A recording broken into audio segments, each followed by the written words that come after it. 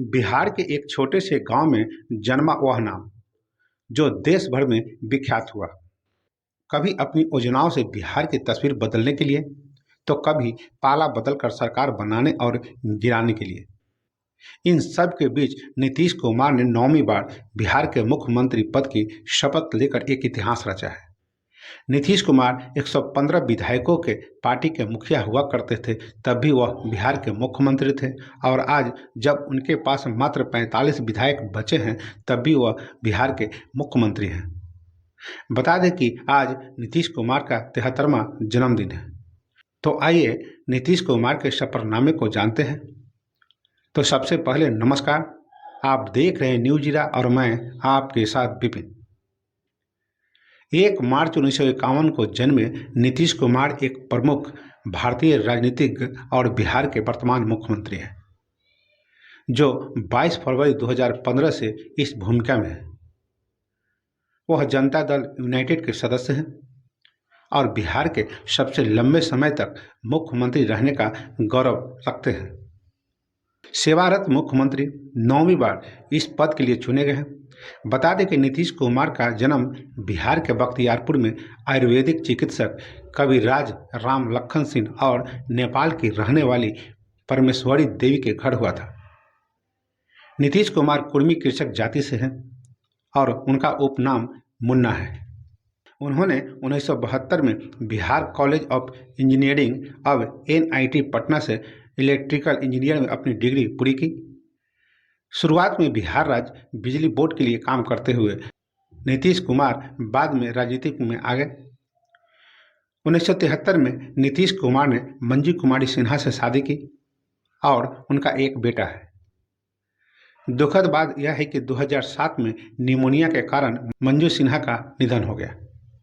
बता दें कि नीतीश कुमार ने जनता दल के सदस्य के रूप में राजनीति में प्रवेश किया। 1985 में हरनौत से राज्य विधानसभा के लिए अपना पहला चुनाव जीता। शुरुआत में वो लालू प्रसाद यादव के समर्थक थे। बाद में बाढ़ से अपनी पहली लोकसभा सीट जीतने के बाद 1996 में उन्होंने भाजपा की प्रतिनिष्ठा बदल ली। 1994 में नीतीश कुमार और जॉर्ज फर्नांडिस द्वारा स्थापित समता पार्टी का बाद में 2003 में जनता दल यूनाइटेड में विलय हो गया। 2005 में नीतीश कुमार के नेतृत्व में एनडीए ने बिहार विधानसभा में बहुमत हासिल किया और वह भारतीय जनता पार्टी यानी कि भाजपा के साथ गठबंधन बनाकर मुख्यमंत्री बने।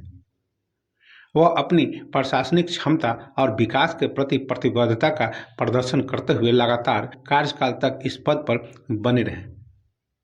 जून 2013 में नीतीश कुमार ने नरेंद्र मोदी को प्रधानमंत्री पद का उम्मीदवार बनाए जाने पर भाजपा से नाता तोड़ लिया। इसके बाद उन्होंने संयुक्त प्रगतिशील गठबंधन यूपीए के साथ गठबंधन करते हुए राष्ट्रीय जनता दल और भारतीय राष्ट्रीय कांग्रेस के साथ महागठबंधन का गठन किया। हालांकि 2014 में आम चुनाव में गंभीर हार के बाद नीतीश कुमार ने मुख्यमंत्री पद से इस्तीफा दे दिया। 2015 में सत्ता में लौटने की उनकी कोशिश के कारण राजनीतिक संकट पैदा हो गया, जिसके परिणाम स्वरूप जीतन राम मांझी को इस्तीफा देना पड़ा, जो उनके उत्तराधिकारी बने थे। नीतीश कुमार एक बार फिर मुख्यमंत्री की भूमिका में आ गए। उस वर्ष के अंत में राज्य चुनाव में महागठबंधन ने महत्वपूर्ण बहुमत हासिल किया।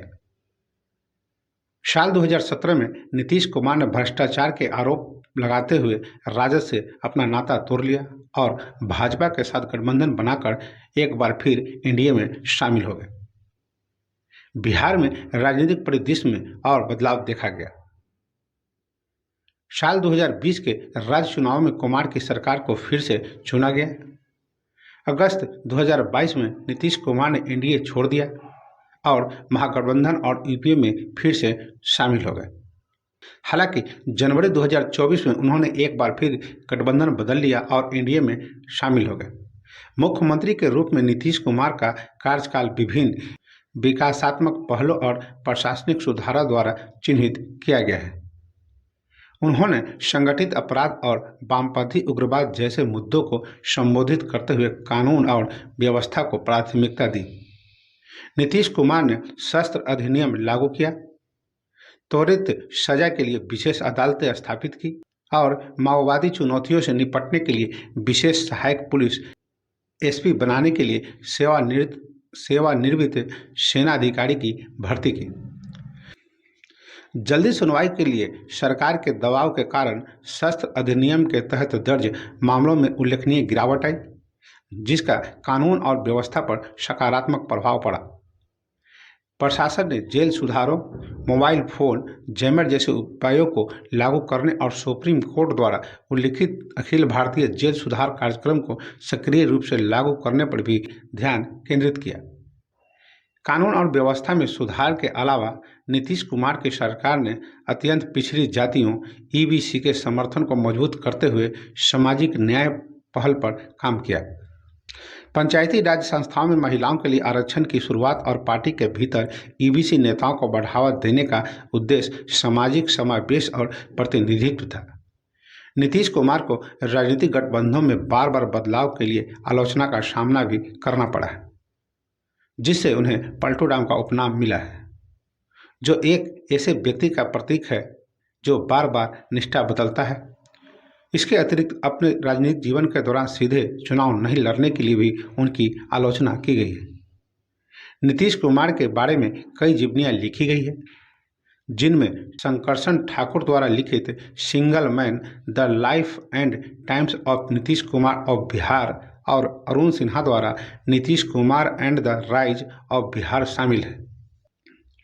नीतीश कुमार को उनके योगदान के लिए कई पुरस्कार और मान्यताएं भी मिली है, जिनमें 2017 में बिहार में शराब पर पूर्ण प्रतिबंध लागू के लिए अनुव्रत पुरस्कार, 2013 में जेपी मेमोरियल अवार्ड और 2012 में फॉरेन पॉलिसी मैगजीन में शीर्ष 100 वैश्विक विचारकों में 77वें स्थान पर शामिल है।